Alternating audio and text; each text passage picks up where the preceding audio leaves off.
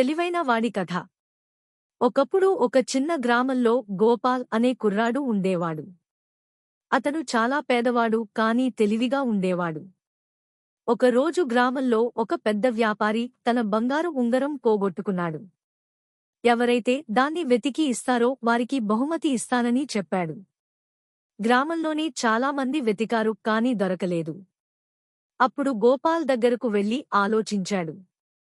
ఉంగరం నీటిలో పడిపోయి ఉంటే దాని బరువుతో కిందకే వెళ్లి ఉంటుంది.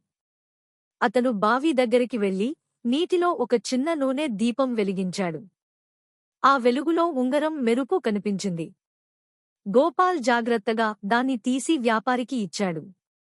వ్యాపారి ఆశ్చర్యపడి అన్నాడు, డబ్బు ఉన్నవాడే గొప్పవాడు కాదు, తెలివి ఉన్నవాడే నిజమైన గొప్పవాడు. నీతి, తెలివి, ధనం కంటే మిన్నది.